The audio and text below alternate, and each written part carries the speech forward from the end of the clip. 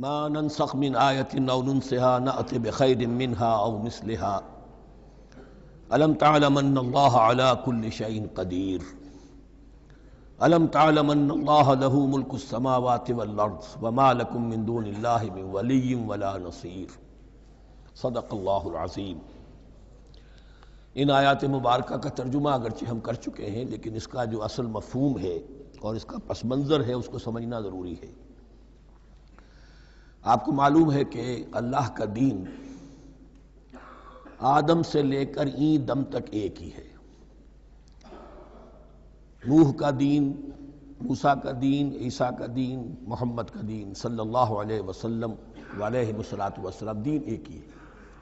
شریعتوں میں فرق رہا ہے، اور یہ فرق جو رہا ہے اس کا اصل سبب یہ ہے کہ نوع انسانی مختلف اعتبارات سے ارتقاء کی مراحل طے کر رہی تھی۔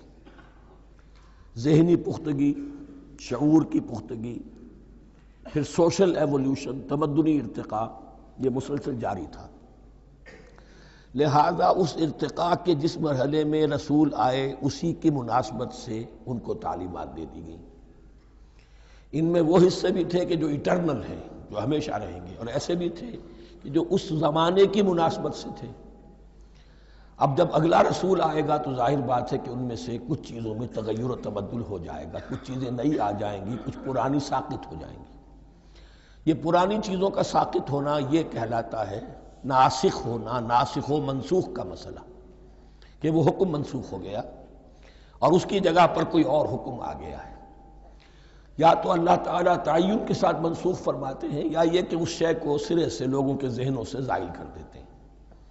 اعتراض یہ کر رہے تھے یہودی کہ اگر تو یہ دین وہی ہے جو موسیٰ کا تھا تو ظاہر بات ہے کہ پھر شریعت پوری وہی ہونی چاہیے۔ اس کے اعتراض کا جواب ہے جو یہاں دیا جا رہا ہے، اور یہی مسئلہ پھر قرآن میں بھی ہے۔ قرآن کی بھی تدریج کے ساتھ شریعت کی تکمیل ہوئی ہے۔ جیسا کہ میں نے پہلے عرض کیا تھا، شریعت کا بلو پرنٹ آپ کو سورہ بقرہ میں مل جائے گا آگے چل کر، لیکن شریعت کی تکمیل ہوئی ہے سورہ مائدہ میں۔ یہ جو تقریباً 5-6 سال کا وقفہ ہے، اس میں کچھ احکام شروع میں دیے گئے، پھر ان میں رد و بدل کر کے، اور پھر آخر میں الیوم اکملت لکم دینکم واتممت علیکم نعمتی ورضیت لکم الاسلام دینا۔ تو یہ ناسخ و منسوخ کا مسئلہ صرف سابقہ شریعتوں اور شریعت محمدی میں نہیں ہے صلی اللہ علیہ وسلم، بلکہ خود شریعت محمدی میں بھی زمانی اعتبار سے ارتقاء ہوا ہے کہ پہلے شراب کے بارے میں حکم دیا گیا کہ اس کی مضرت زیادہ ہے، گناہ کا پہلو زیادہ ہے، کچھ فائدے بھی ہیں، بس۔ اس کے بعد آیا اگر شراب کے نشے میں ہو تو نماز مت پڑھو، نماز کے قریب مت جاؤ۔ سورہ مائدہ میں آخری حکم آ گیا، حل انتم منتہون، اب باز آتے ہو کہ نہیں آتے، حرام کر دیا گیا۔ تو یہ تدریجاً ہوا ہے۔ تو ناسخ و منسوخ قرآن میں بھی ہے، اور ناسخ و منسوخ قرآن اور تورات کے مابین بھی ہے۔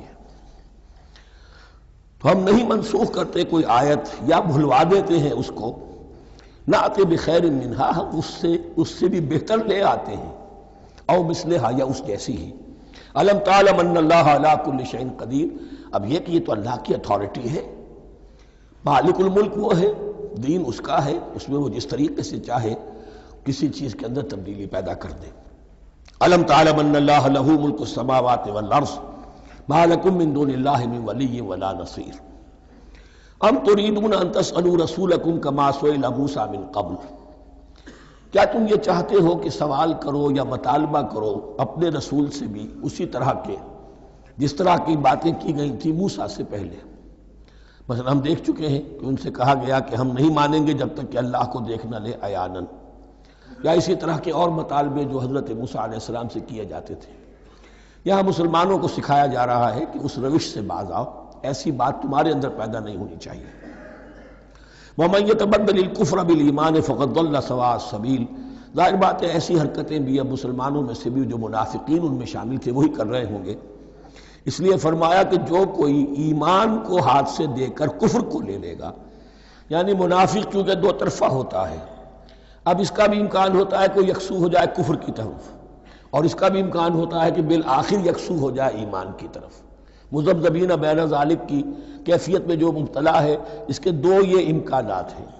تو جو کفر کی طرف جا کر مستقل طور پر راغب ہو گیا اس کا ذکر ہے۔ ومن یتبدل الکفر بالایمان فقد ضل سواء السبیل، تو وہ تو سیدھی راہ سے بھٹک گیا۔ ود کثیر من اہل الکتاب لو یردونکم من بعد ایمانکم کفارا، اہل کتاب میں سے بہت سے لوگ ہیں جو چاہتے ہیں کہ کسی طرح لوٹا کر لے جائیں تمہیں تمہارے ایمان کے بعد، پھر کفار بنا دیں۔ یہ ایسے ہی ہے کہ جیسے کسی بلی کی دم کٹ جائے تو وہ یہ چاہے گی کہ ساری بلیوں کی دمیں کٹ جائیں تاکہ وہ کوئی علیحدہ سے نمایاں نہ رہے۔ تو وہ چاہتے تھے کہ یہ چیزیں جو ہیں ان کو واپس لے آیا جائے، اہل ایمان کو بھی کفر میں لے آیا جائے، حسدا من عند انفسہم، اور یہ ان کا طرز عمل ان کے حسد کی وجہ سے کہ کیوں یہ نعمت جو ہے ان کو دے دی گئی۔ من بعد ما تبین لہم الحق، اس کے بعد کہ ان پر حق بالکل واضح ہو چکا ہے، وہ جان چکے ہیں، پہچان چکے ہیں، کسی مغالطے میں نہیں ہے، غلط فہمی میں نہیں ہے۔ فاعفوا واصفحوا، یہ بہت اہم ہے مقام۔ تو اے مسلمانوں تم معاف کرتے رہو اور صرف نظر سے کام لو۔ اس کا اصل مطلب کیا ہے؟ ابھی تو چونکہ مدنی دور کا آغاز ہو رہا ہے، ابھی کشمکش کے اور کشاکش کے اور مقابلے کے اور تصادم کے بڑے سخت مراحل آ رہے ہیں۔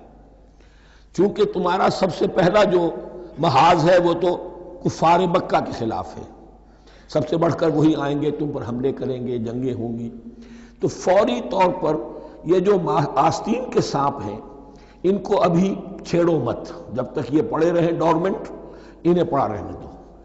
ایک وقت آئے گا، یہاں یوں سمجھیے کہ یہ حکم دیا رہا ہے فی الحال انہیں چھیڑو مت، ان کے طرز عمل کے بارے میں زیادہ توجہ نہ دو، فاعفو، معاف کرتے رہو، درگزر کرتے رہو۔ اور وصفحو کہتے ہیں، صفح کہتے ہیں ایک طرف کا، یہ صفح ہے، یہ ورق ہے، صرف نظر کر لینا، دیکھا اندیکھا کر لینا، نظر انداز کر دینا، حتی یاتی اللہ بامرہ، یہاں تک کہ اللہ اپنا فیصلہ لے آئے۔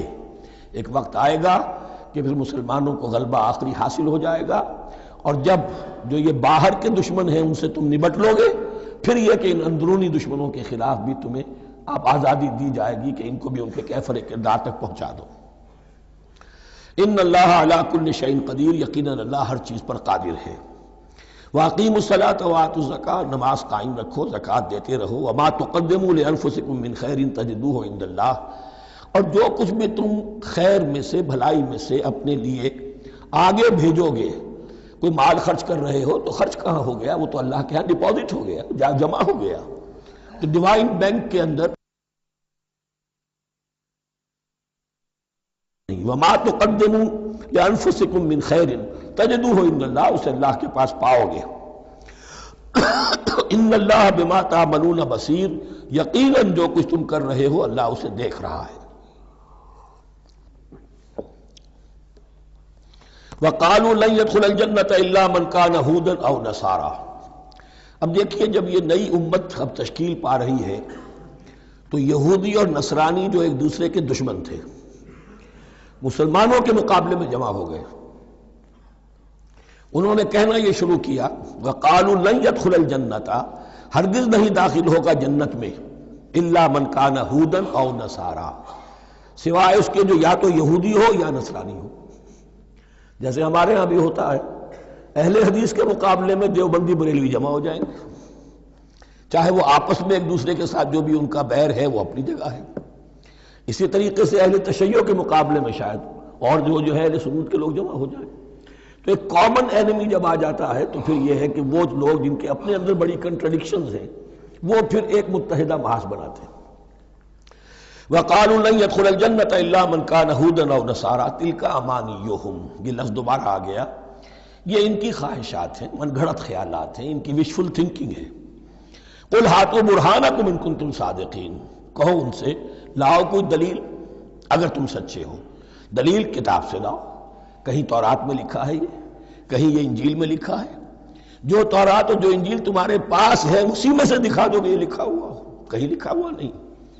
اب یہاں پر وہ یونیورسل ٹروتھ آ رہا ہے، بلا من اسلم وجہہ للہ وہو محسن، کیوں نہیں، ہر وہ شخص کے جو اپنا چہرہ اللہ کے سامنے جھکا دے اور وہ محسن ہو، اس کا رویہ صدق پر، سچائی پر، حسن کردار پر مبنی ہو، سر کا جھکانا منافقانہ نہ ہو، جزوی نہ ہو کہ کچھ مانا کچھ نہیں مانا. بلا من اسلم وجہہ للہ وہو محسن فلہ اجرہ عند ربہ، تو اس کے لیے اس کا اجر محفوظ ہے اس کے رب کے پاس. فلا خوف علیہم ولا هم یحزنون، نہ ان پر کوئی خوف ہوگا اور نہ ہی وہ حزن سے دوچار ہوں گے. یہ دوسری آیت ہے کہ جس سے کچھ لوگوں نے استدلال کیا ہے کہ ایمان بالرسالت ضروری نہیں ہے. اب دیکھیے اس کا جواب وہی ہوگا. نمبر ایک تو یہ، ہر جگہ پر ساری چیزیں بیان نہیں کی جایا کرتی.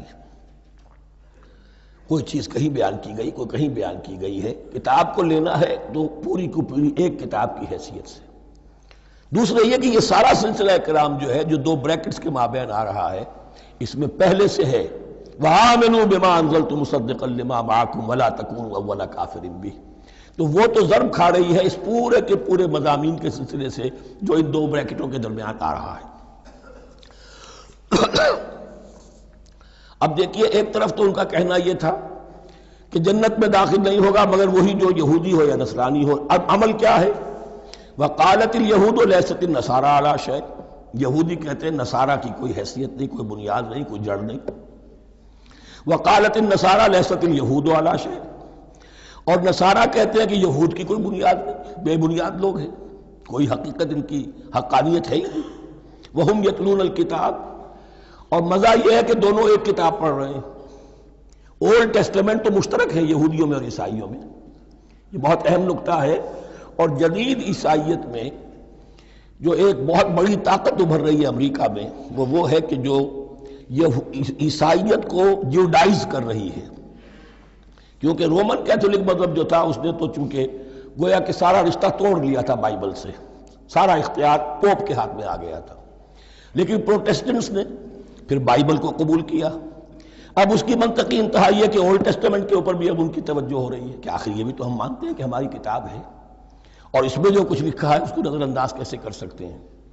تو حال ہی میں ہم نے جو ایک سیمینار کیا تھا امریکہ میں، جس میں ایک یہودی عالم بھی آئے تھے، ایک عیسائی بھی آئے تھے، اور مسلمانوں کی طرف سے بھی ہمارے ایک ساتھی بلال کوشل نے بات کی تھی.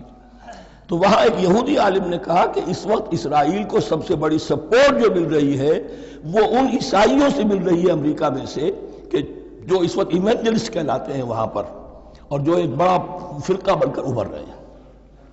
بہرحال یہ ان کا طرز عمل ہے. وَهُمْ يَتْلُونَ الْكِتَابَ، اور وہ دونوں کے دونوں کتاب کے پڑھنے والے ہیں. كَذَلِكَ قَالَ الَّذِينَ لَا يَعْلَمُونَ مِثْلَ قَوْلِهِمْ، اسی طرح کہا تھا ان لوگوں نے کہ جو کچھ بھی نہیں جانتے انہی کی سی بات کہی تھی، یعنی یہ اشارہ ہے مشرکین مکہ کی طرف. فَاللَّهُ يَحْكُمُ بَيْنَهُمْ يَوْمَ الْقِيَامَةِ فِيمَا كَانُوا فِيهِ يَخْتَلِفُونَ، تو اللہ تعالیٰ فیصلہ کر دے گا ان کے مابین قیامت کے دن ان تمام باتوں کا جن میں کہ یہ اختلاف کر رہے تھے.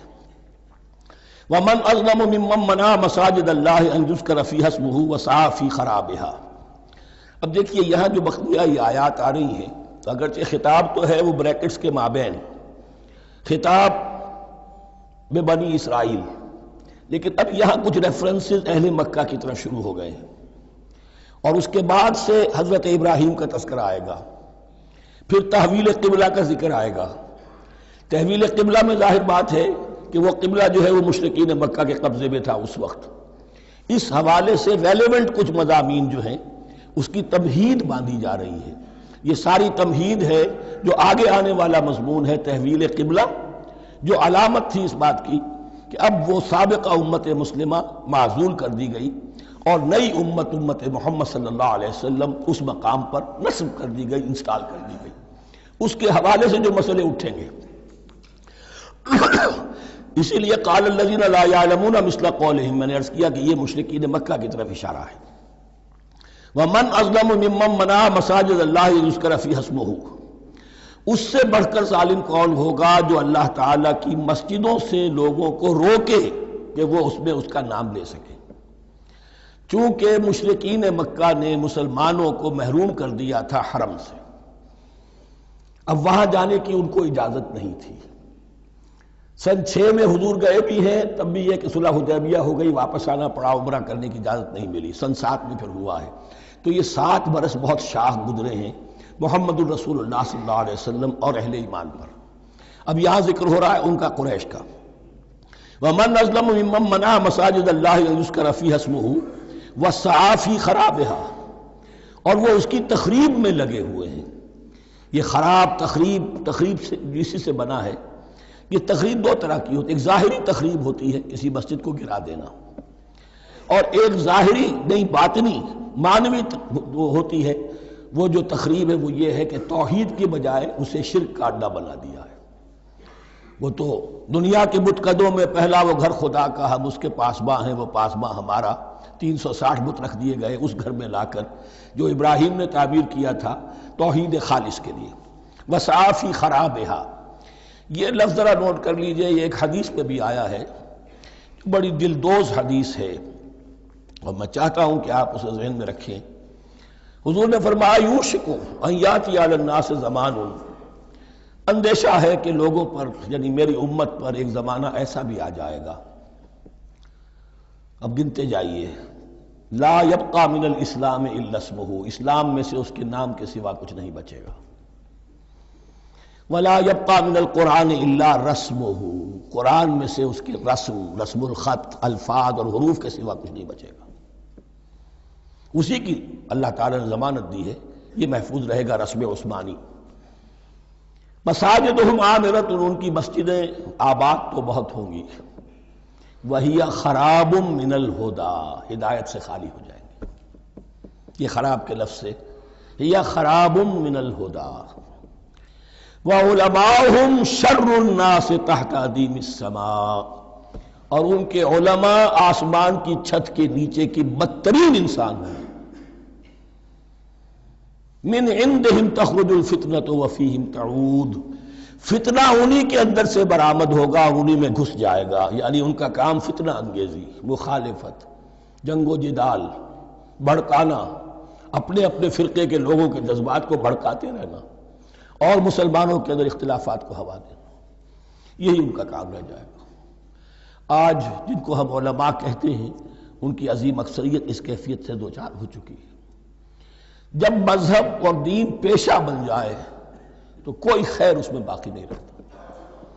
یہ دین اور مذہب پیشہ نہیں تھا، اسلام میں کوئی پیشوائیت نہیں، اسلام میں کوئی پاپائیت نہیں، اسلام میں کوئی برہمنزم نہیں، اسلام تو ایک کھلا، ہر شخص کتاب اللہ پڑھے، ہر شخص عربی سیکھے، ہر شخص کو امامت کے قابل ہونا چاہیے، ہر شخص اپنی بچی کا نکاح خود پڑھائے، ہر شخص اپنے والد کا جنازہ خود پڑھے۔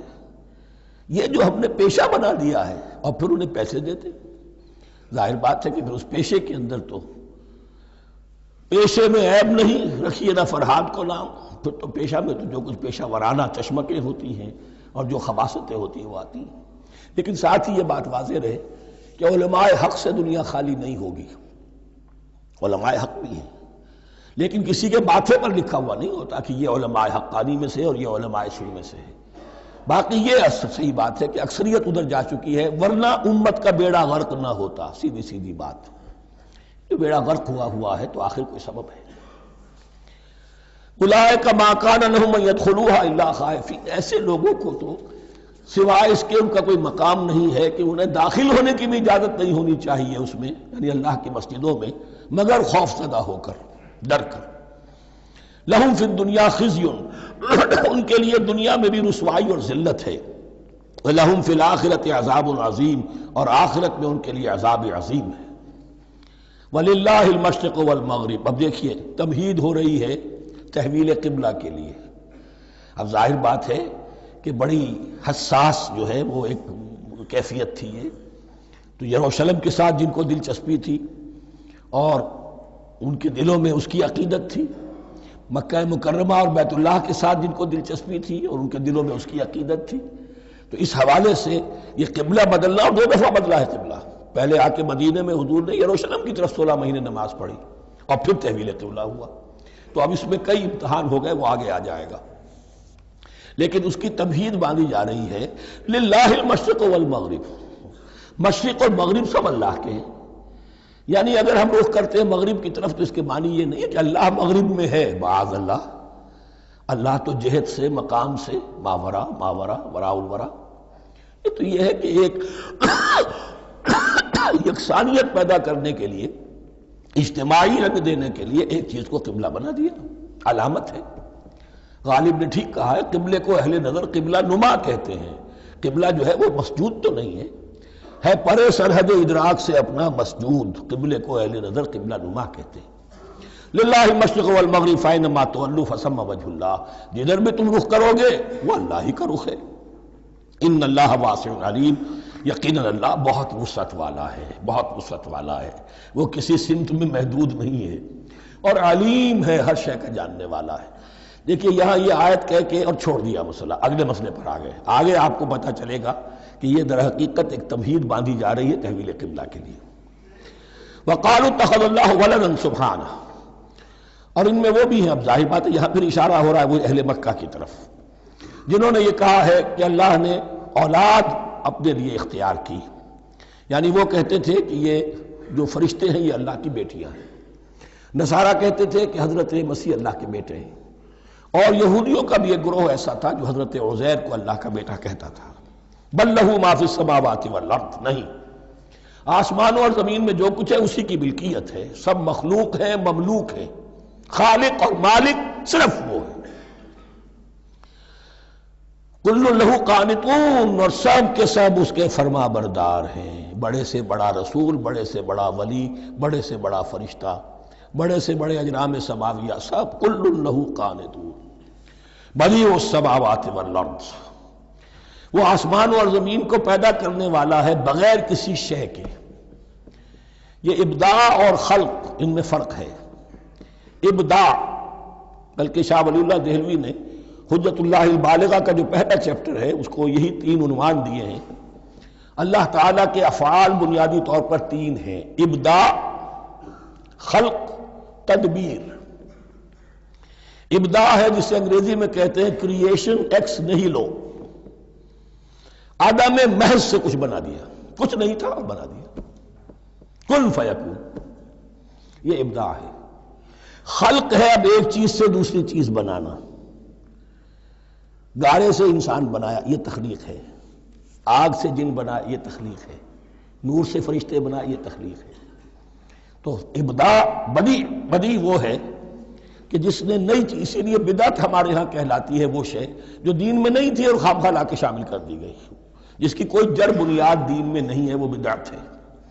اس سے یہ لفظ بدیع السماوات والارض، وَإِذَا قَضَىٰ أَمْرًا فَإِنَّمَا يَقُولُ لَهُ كُن فَيَكُونُ، اس کی شان تو یہ ہے کہ جب وہ کسی معاملے کا فیصلہ کر لیتا ہے تو بس کہتا ہے کہ ہو جا، اور وہ ہو جاتی ہے۔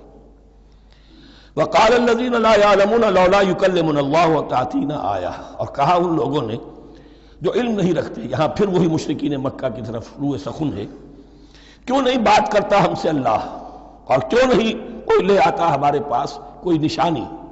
یہ میں عرض کر چکا ہوں، یہ مضمون جو ہے کہ ان کا مطالبہ تھا بہت شدت کے ساتھ کہ کوئی معجزے ویسے ہی دکھاؤ جیسے تم کہتے ہو کہ عیسیٰ نے دکھائے تھے، موسیٰ نے دکھائے تھے، تو ہمارے یہ مطالبے پورے کر دو، ہم مان لیں گے۔ یہ ذکر آئے گا سورہ انعام میں اور پھر سورہ بنی اسرائیل میں۔ كَذَلِكَ قَالَ الَّذِينَ مِن قَبْلِهِمْ مِثْلَ قَوْلِهِمْ، اسی طرح کی باتیں جو لوگ ان سے پہلے آئے تھے وہ بھی کہتے رہے۔ تشابہت قلوبہم، ان کے دل ایک دوسرے سے مشابہ ہو گئے ہیں۔ قد بینا الآیات لقوم یوقنون، اور ہم نے تو اپنی آیات کو واضح کر دیا ہے ان لوگوں کے لیے جو یقین کرنا چاہیں۔ انا ارسلناک بالحق بشیرا ونذیرا، اے نبی ہم نے آپ کو بھیجا ہے حق کے ساتھ بشیر اور نذیر بنا کر۔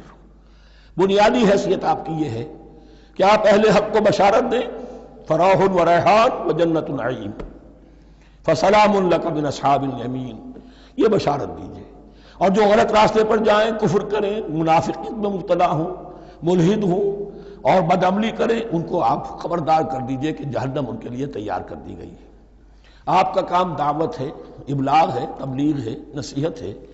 وَلَا تُسْأَلُ عَنْ أَصْحَابِ الْجَحِيمِ، آپ سے سوال نہیں کیا جائے گا جہنمیوں کے بارے میں کہ اے محمد یہ کیوں جہنم میں پہنچ گئے، ہم نے تمہیں بھیجا تھا، تمہارے ہوتے ہوئے یہ جہنمی کیوں ہو گئے؟ نہیں، یہ آپ کی ذمہ داری نہیں ہے۔ کون جنت میں جانا چاہتا ہے، کون جہنم میں جانا چاہتا ہے، یہ آدمی کا اپنا فیصلہ ہے۔ آپ کا کام ہے کہ حق کو واضح کر دیں، ہاں وضاحت میں کمی نہ رہ جائے، حق واضح ہو جائے، کوئی اشتباہ نہ ہو، بالکل مبرہن ہو جائے، واضح ہو جائے، بس یہ ذمہ داری آپ کی ہے، اس سے زیادہ نہیں۔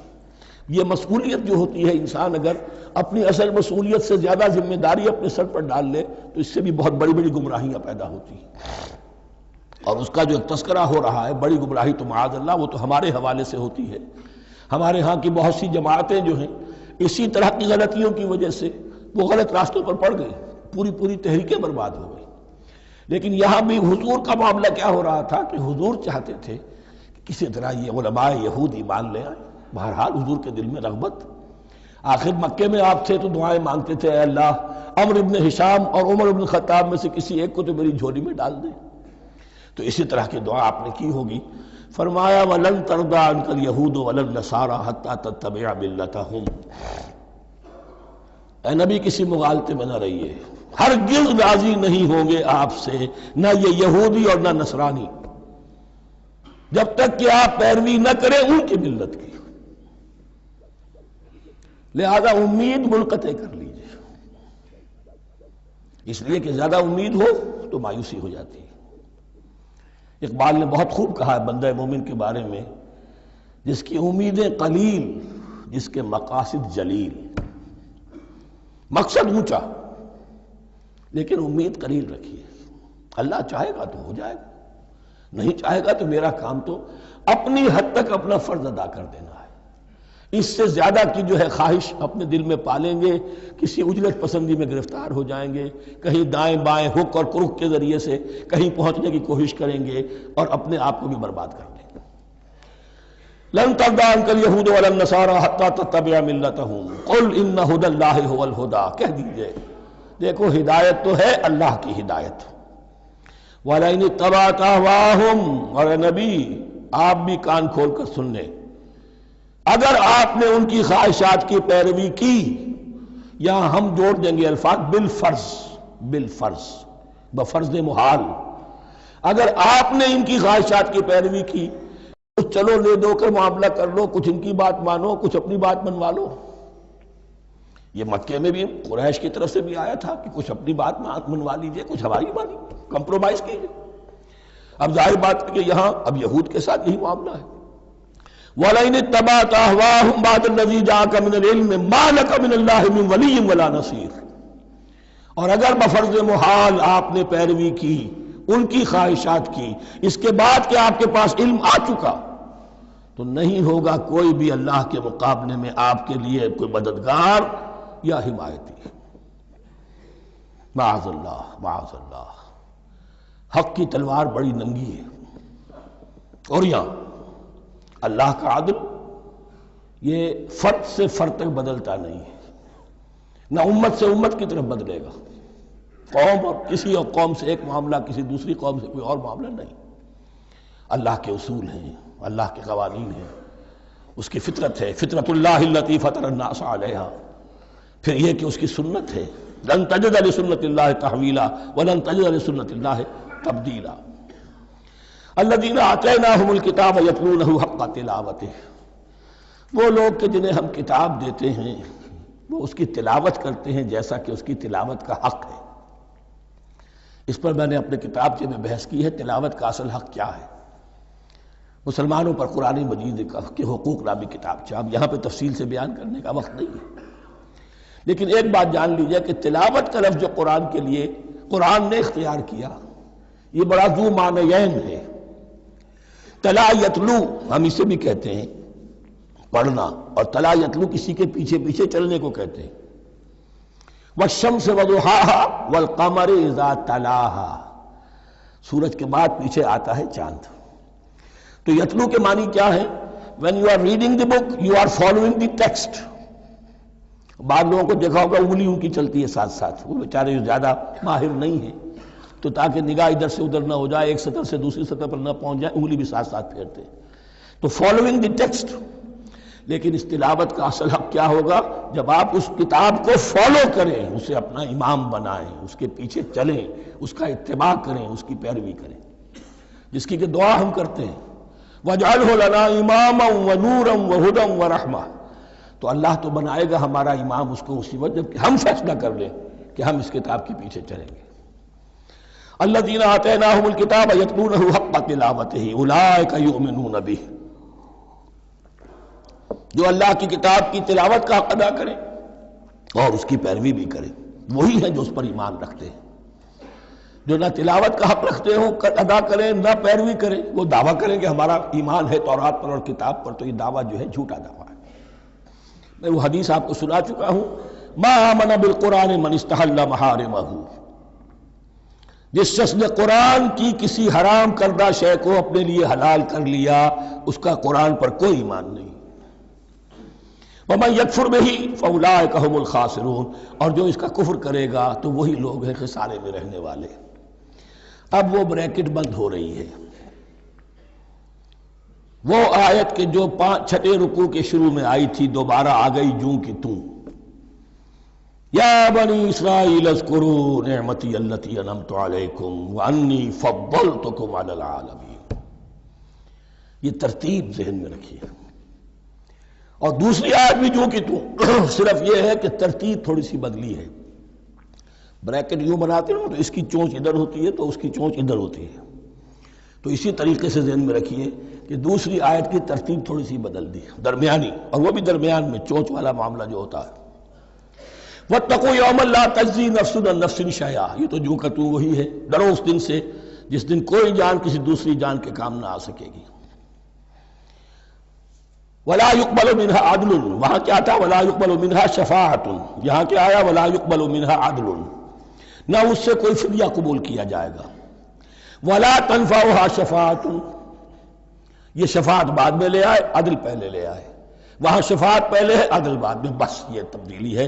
وَلَا هُمْ يُنصَرُونَ، اور یہ پھر جو کا تو وہی جو پہلی آیت میں تھا، جو چھٹے رکوع کی دوسری آیت ختم ہوئی، نہیں انہیں کوئی مدد مل سکے گی۔ یہ جو حصہ تھا جو تقریباً 10 رکوعوں پر مشتمل تھا، سورہ بقرہ کے 18 رکوع کہ جن میں روح سخن ہے سابقہ امت مسلمہ کی طرف۔ 4 رکوع بڑے عموم کے حامل تھے، لیکن بین السطور وہاں بھی اشارے موجود تھے، روح سخن جو تھا وہ بنی اسرائیل کی طرف۔ 10 رکوعوں میں صراحت کے ساتھ ساری گفتگو انہی سے ہے، الا یہ کہ ایک جگہ مسلمانوں سے خطاب کر لیا، کچھ آخر میں اہل مکہ کا تذکرہ بھی ہو گیا۔ اب اس کے بعد ذکر شروع ہو رہا ہے حضرت ابراہیم علیہ السلام کا۔ وہ بات سمجھ لیجئے کہ کیا وجہ ہے اس کی۔ دیکھیے حضرت ابراہیم کی نسل کی یہ 2 شاخیں چلی، ویسے تو 3 ہیں۔ عام طور پر لوگوں کے علم میں ہے کہ 2 بیویاں تھیں، حضرت ہاجرہ سے حضرت اسماعیل پیدا ہوئے، بڑے تھے، حضرت سارہ سے حضرت اسحاق، ان کے بیٹے یعقوب، یعقوب کے 12 بیٹے بنی اسرائیل۔ حضرت اسماعیل کو حضرت ابراہیم نے آباد کیا خانہ کعبہ کے پاس لا کر، بوادٍ غیر ذی زرع، تو وہاں یہ جو ایک نسل چلی۔ لیکن نبوت جو ہے حضرت ابراہیم کے بعد حضرت اسماعیل کو تو ملی، اس کے بعد مسلسل یوں سمجھیے کہ تقریباً 3000 کا فصل ہے سالوں کا کہ کوئی نبوت اس شاخ میں نہیں آئی۔ نبوت کا سلسلہ چلا دوسری شاخ میں، حضرت یعقوب، حضرت اسحاق، حضرت یعقوب، حضرت یوسف، چلتے جائیے، اور پھر حضرت موسیٰ اور عیسیٰ سے شروع ہو کر حضرت موسیٰ اور ہارون سے شروع ہو کر حضرت عیسیٰ اور یحییٰ تک 1400 برس مسلسل۔ اگرچہ تیسری شاخ بھی تھی، بنو قطورہ کہلاتے، تیسری اہلیہ آپ کی تھی قطورہ۔ بنی قطورہ میں سے ان کی اولاد بڑی کثیر تھی، ان میں سے ایک مدین تھے، مدین یا مدیان، ان میں حضرت شعیب کی بعثت ہوئی تھی۔ حضرت شعیب بھی حضرت ابراہیم کی نسل میں سے ہیں، لیکن بنی مدیان میں سے۔ بہرحال اب چونکہ حضور کی بعثت ہوئی بنی اسماعیل میں، ادھر بنی اسرائیل ہیں، ان سے یہ خطاب ہو رہا ہے سابقہ امت مسلمہ، اور اب یہ امامت الناس منتقل ہونے والی ہے بنی اسرائیل سے بنی اسماعیل کو۔ تو اب اگر اس انتقال کے وقت نقل، اگر وہ جو کامن فیکٹر ہے اس کا تذکرہ کیا جائے تو بات آسان ہو جائے گی۔ ابراہیم ہی تو جد امجد ہے نا تمہارے، تم یعقوب کی اولاد ہو ٹھیک ہے، لیکن یعقوب کس کے بیٹے تھے؟ اسحاق کس کے بیٹے تھے؟ ابراہیم کے۔ تو یہ دوسری نسل بھی تو ابراہیم ہی کی ہے۔ اس حوالے سے ان کے لیے سہل بنایا جا رہا ہے کہ بات کو سمجھو۔ یہ صرف یہ ہے کہ 2 پیڑھی اوپر جا کر مل گئے اور لانا خیر سنگا، اور حضرت ابراہیم نے خانہ کعبہ کی تعمیر کی، اور اسے اب مرکز بنانا ہے اہل توحید کا، لہذا یہ ساری گفتگو اب شروع ہو رہی ہے۔ 4 رکوع اب وہ ہیں 15 سے شروع ہو کر 18 تک، جن کا اصل مضمون ہے تحویل قبلہ۔ وَإِذِ ابْتَلَىٰ إِبْرَاهِيمَ رَبُّهُ بِكَلِمَاتٍ فَأَتَمَّهُنَّ، اور ذرا یاد کرو جب ابراہیم کو آزمایا اس کے رب نے بہت سی باتوں میں. میرا ایک کتاب چاہے حضرت ابراہیم کی شخصیت پر، حج اور عید الاضحیٰ اور ان کی اصل روح، اور اس میں ایک تحریر ہے، ایک تقریر ہے. جو تحریر ہے وہ مجھے بہت پسند ہے کہ کیسے کیسے امتحان آئے ہیں حضرت ابراہیم علیہ السلام پر. فَأَتَمَّهُنَّ، اب یہ ایک جملے میں ایک پوری داستان ہے. اس نے ان سب کو پورا کیا، سب میں پاس ہو گیا، ہر امتحان سے کامیابی کے ساتھ with flying colors ہر امتحان سے نکلے. قال انی جاعلک للناس اماما، تب ہم نے کہا اے ابراہیم اب میں تمہیں نوع انسانی کا امام بنانے والا ہوں. قال ومن ذریتی، انہوں نے کہا اور میری نسل کے بارے میں بھی یہ وعدہ ہے کہ نہیں؟ قال لا ینال عہد الظالمین، فرمایا میرا یہ عہد ظالموں سے متعلق نہیں ہوگا.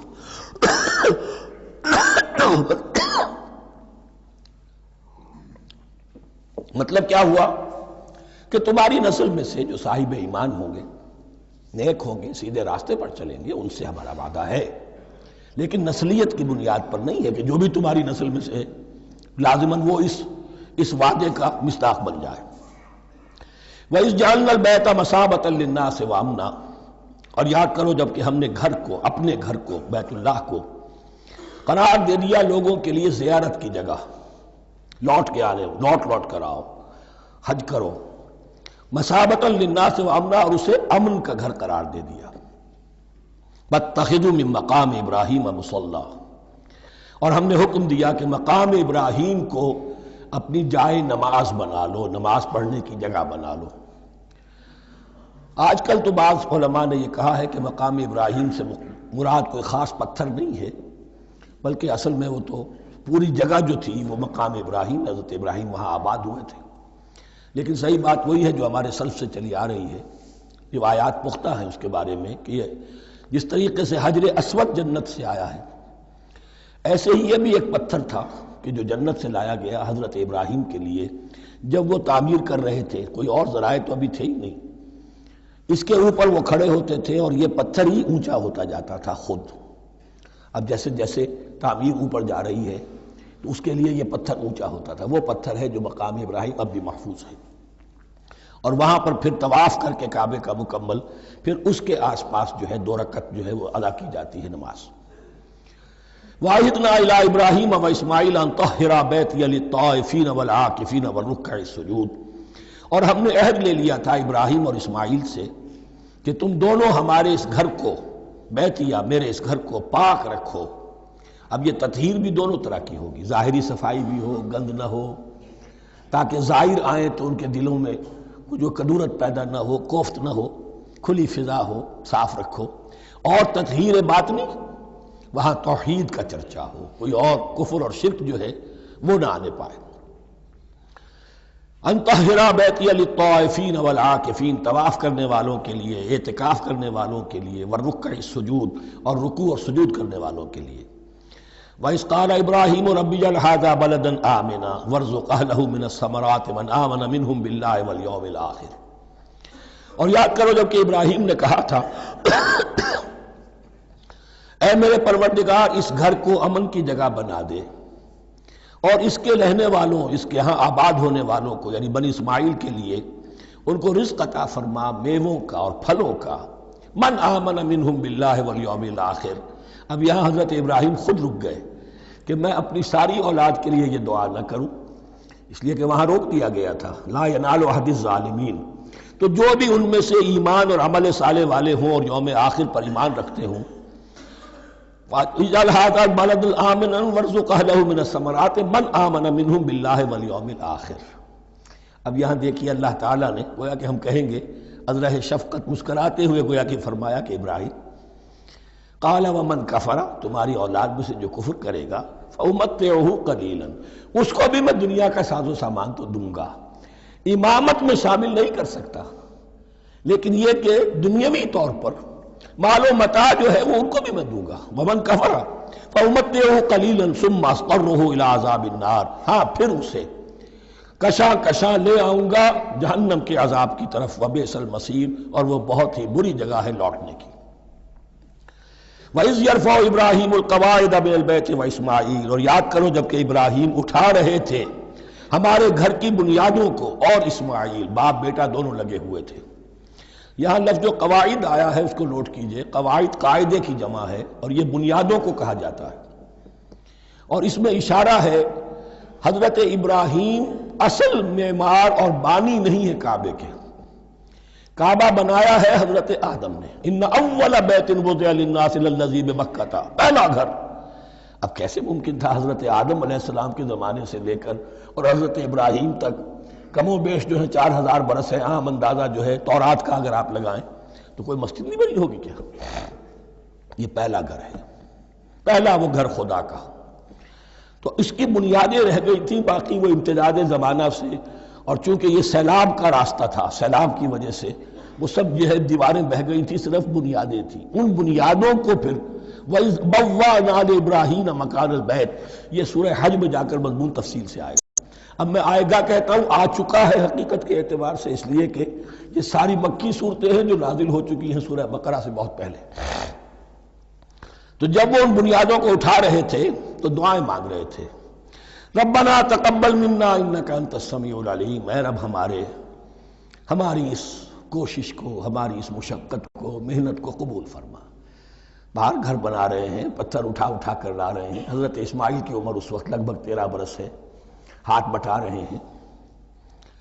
ربنا تقبل منا انک انت السمیع العلیم، اے رب ہماری اس کوشش کو شرف قبول عطا فرما، یقیناً تو سب کچھ سننے والا اور جاننے والا ہے۔ ربنا وجعلنا مسلمین لک، اور اے رب ہمیں اپنا فرما بردار بنائے رکھ۔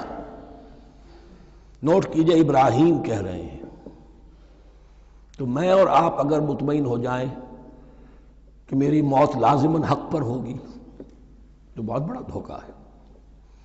ڈرتے رہنا چاہیے، اللہ کی پناہ طلب کرتے رہنا چاہیے۔ ربنا وجعلنا مسلمین لک، اے اللہ ہم دونوں کو اپنا فرما بردار بنائے رکھ، ومن ذریتنا امۃ مسلمۃ لک، اور ہم دونوں کی نسل میں سے اٹھائیو برپا کی جو ایک امت جو تیری فرما بردار امت ہو۔ وارنا مناسکنا، اور اے پروردگار تیرا گھر تو ہم نے یہ بنا دیا، اب اس کے جو رسومات ہیں وہ ہمیں سکھا، جو مناسک حج ہیں، ارنا مناسک، اب کیسے حج کریں، کیا آداب ہوں گے، طواف کیسے ہوگا، کیا کریں گے۔ وتب علینا، اور ہم پر اپنی شفقت کی نظر فرما، انک انت التواب الرحیم، یقیناً تو ہی ہے بہت ہی زیادہ توبہ کا قبول فرمانے والا اور شفقت کے ساتھ رجوع کرنے والا اور رحم فرمانے والا۔ ربنا وبعث فیہم رسولا منہم،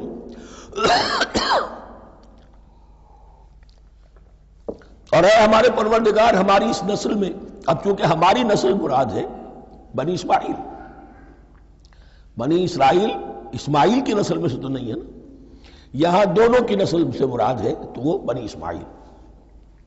ہماری اس نسل میں اٹھائیو ایک رسول انہی میں سے، باہر کا نہ ہو، کوئی مغایرت کا، اجنبیت کا پردہ حائل نہ ہو۔ وہ کیا کرے، یتلو علیہم آیاتک، تیری آیات ان کو پڑھ کر سنائے، وَيُعَلِّمُهُمُ الْكِتَابَ وَالْحِکْمَةَ، اور صرف سنائے نہیں، تعلیم دے انہیں کتاب اور حکمت کی۔ صرف سنا دینا تو بہت آسان کام ہے، سکھانا، تعلیم دینا، دلوں میں بٹھانا، اور حکمت، وَيُزَكِّيهِمْ، اور ان کو پاک کرے، ان کا تزکیہ کرے، ان کے دلوں میں تیری محبت اور آخرت کی طلب کے سوا کوئی طلب باقی نہ رہنے دے۔ انک انت العزیز الحکیم، یقیناً پروردگار تو ہی ہے زبردست اور کمال حکمت والا۔ وَمَن يَرْغَبُ عَن مِّلَّةِ إِبْرَاهِيمَ إِلَّا مَن سَفِهَ نَفْسَهُ، اور ایسا شخص کون سا ہوگا جو ابراہیم کے طریقے سے منہ موڑے۔ یہ رغبت کا لفظ عربی زبان میں دونوں طرف جاتا ہے، رغبہ الہ، کسی شے کی طرف رغبت ہونا، محبت ہونا، میلان ہونا، اور رغبہ عن، کسی شے سے متنفر ہونا، کسی شے سے ابا کرنا، اس کو چھوڑ دینا۔ وَمَن يَرْغَبُ عَن مِّلَّةِ إِبْرَاهِيمَ إِلَّا مَن سَفِهَ نَفْسَهُ، سوائے اس کے جس نے اپنے آپ کو حماقت ہی میں مبتلا کرنے کا فیصلہ کر لیا ہو. اور کون ہوگا جو ابراہیم کے طریقے سے منہ موڑے؟ وَلَقَدِ اسْتَفَيْنَاهُ فِي الدُّنْيَا، اور ہم نے تو اسے دنیا میں بھی پسند کر لیا تھا، چن لیا تھا. وَإِنَّهُ فِي الْآخِرَةِ لَمِنَ الصَّالِحِينَ، اور یقیناً آخرت میں بھی وہ ہمارے صالح بندوں میں سے ہوں گے. اِذْ قَالَ لَهُ رَبُّهُ أَسْلِمْ قَالَ أَسْلَمْتُ لِرَبِّ الْعَالَمِينَ. جب جب کہا اس سے اس کے پروردگار نے کہ مانو میرا حکم، اس نے کہا پروردگار قبول ہے تیرا حکم، یہاں تک کہ ذبح کرو بیٹے کو، حاضر. یہ آخری امتحان تھا، آخری. 100 برس کی عمر میں، 87 برس کی عمر میں دعائیں مانگ مانگ کر بیٹا لیا تھا اسماعیل. حضرت سارہ کے ہاں کوئی اولاد نہیں ہوئی تھی. اب وہ 13 برس کا تھا، بازو بن گیا تھا، اور اس وقت ذبح کرنے کا حکم آیا. جب بھی کہا ہم نے مانو ہمارا حکم، قال اسلمت لرب العالمین. اللہ تعالی ہمیں بھی توفیق دے کہ اس کی پیروی کریں. وَوَصَّىٰ بِهَا إِبْرَاهِيمُ بَنِيهِ وَيَعْقُوبُ، اور اسی کی وصیت کی تھی ابراہیم نے بھی اپنے بیٹوں کو اور یعقوب نے بھی. یا بنی، وہ کیا تھی نصیحت؟ اے میرے بیٹو، ان اللہ اصطفیٰ لکم الدین، دیکھو اللہ نے تمہارے لیے دین کو پسند فرما لیا ہے. کون سا دین؟ فلا تموتن الا وانتم مسلمون، اور دیکھنا موت نہ آنے پائے مگر فرما برداری کی حالت میں. یہی بات آئے گی سورہ آل عمران میں مسلمانوں سے خطاب کر کے، یا ایھا الذین آمنوا اتقوا اللہ حق تقاتہ ولا تموتن الا وانتم مسلمون، اور ان الدین عند اللہ الاسلام ومن یبتغ غیر الاسلام دینا فلن یقبل منہ. ام کنتم شہداء اذ حضر یعقوب الموت، کیا تم اس وقت موجود تھے جب یعقوب کی موت کا وقت آیا؟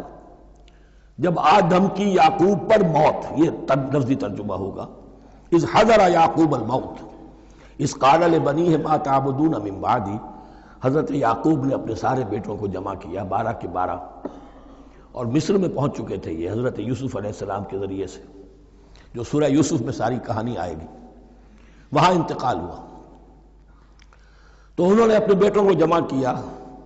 اذ قال لبنیہ ما تعبدون من بعدی، میرے بعد تم کس کی پوجا کرو گے، کس کی پرستش کرو گے؟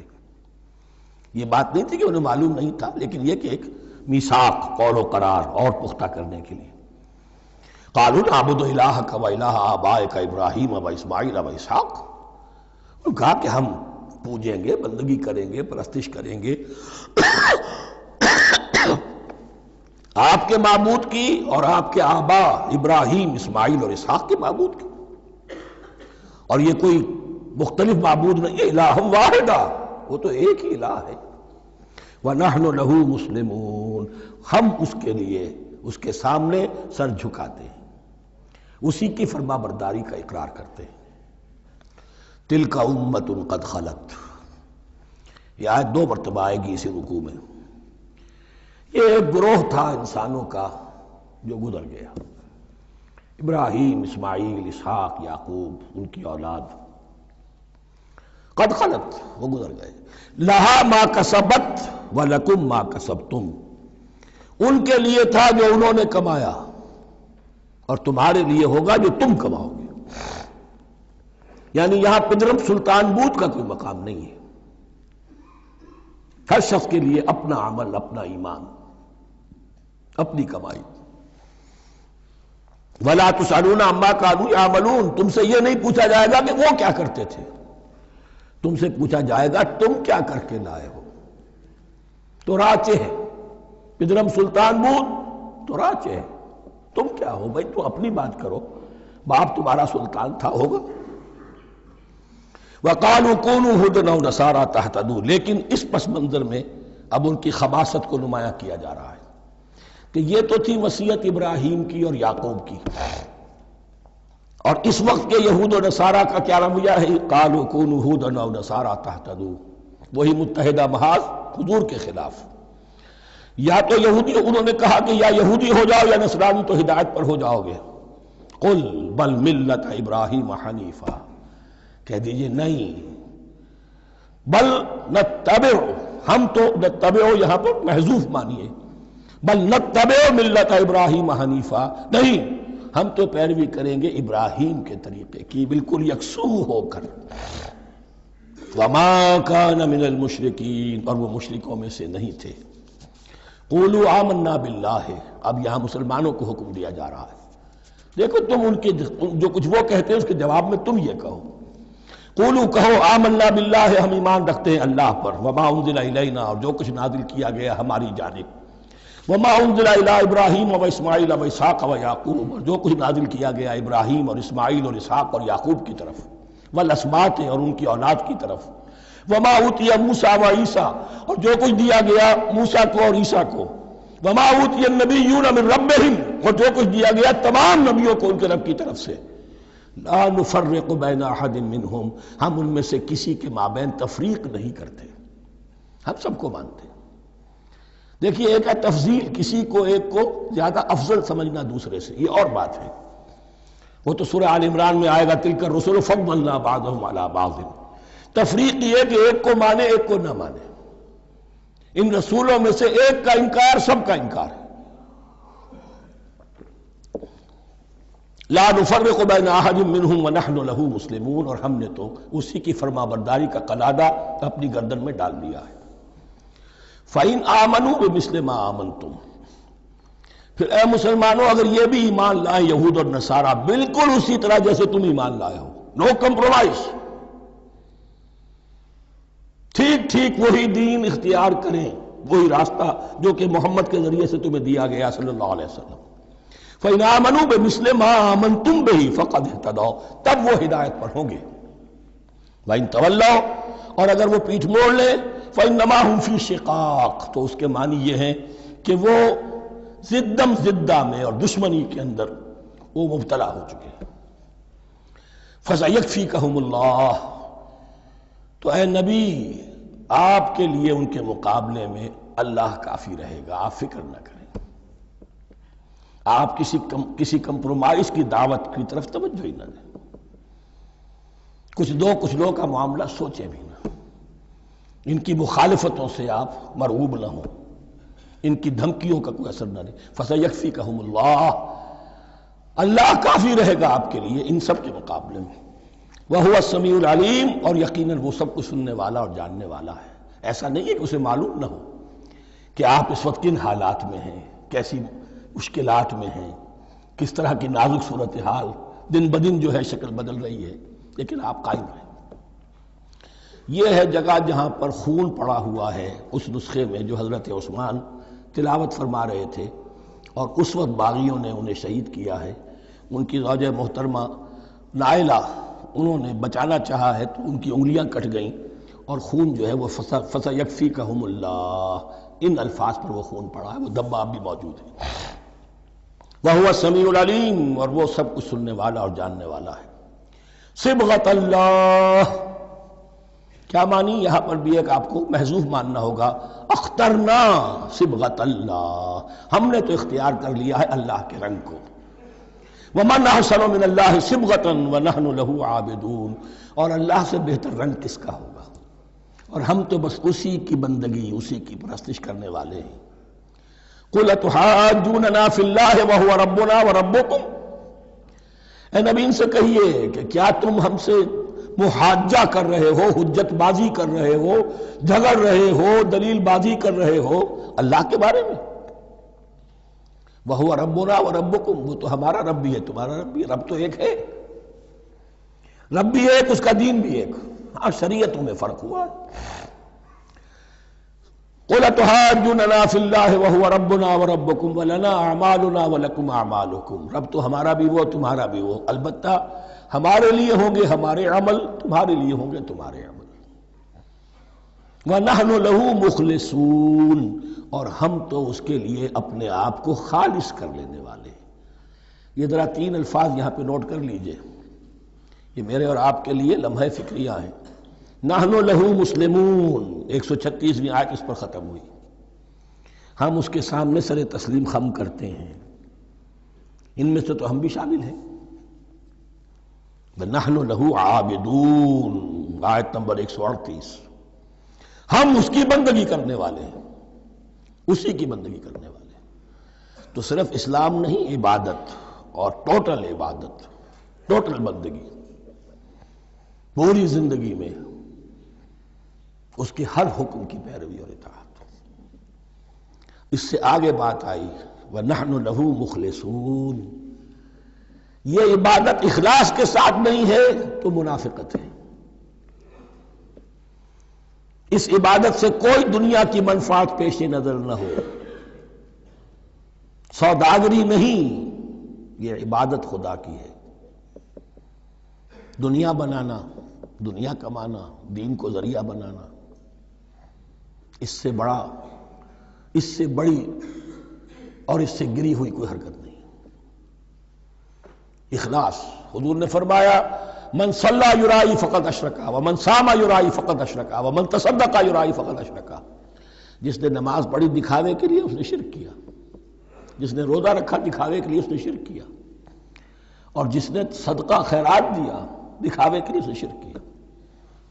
وَنَحْنُ لَهُ مُخْلِصُونَ، نَحْنُ لَهُ مُسْلِمُونَ، نَحْنُ لَهُ عَابِدُونَ، نَحْنُ لَهُ مُخْلِصُونَ۔ اللهم ربنا اجعلنا منهم، اللهم ربنا اجعلنا منهم۔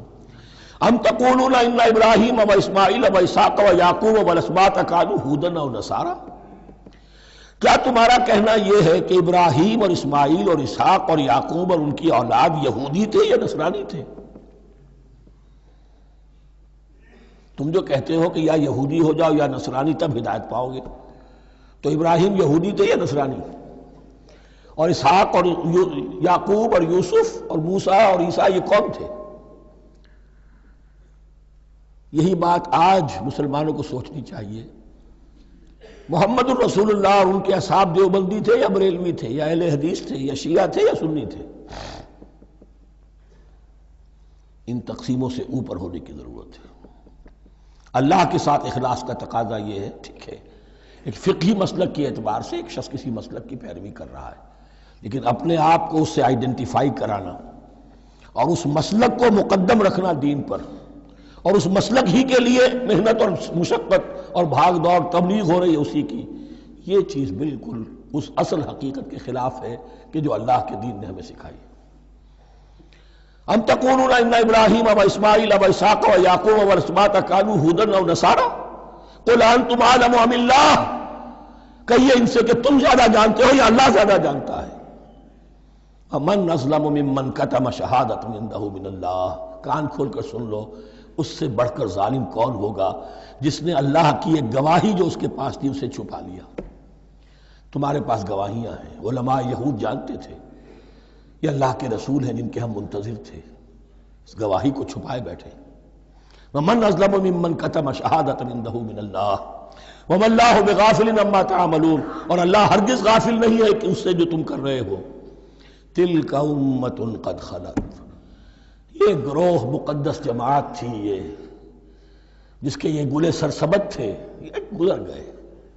لہا ما کسبت ولکم ما کسبتم، جو کمائی انہوں نے کی، جو عمل انہوں نے کمائے وہ ان کے لیے، تمہارے لیے نہیں۔ تمہارے لیے وہ ہوگا جو تم کماؤ گے۔ ولا تسألون عما كانوا يعملون، اور تم سے ان کے عمل کے بارے میں نہیں پوچھا جائے گا کہ انہوں نے کیا کیا، تم سے سوال یہ ہوگا کہ تم نے کیا کیا۔ بارک اللہ لی ولکم فی القرآن العظیم ونفعنی وإیاکم بالآیات والذکر الحکیم۔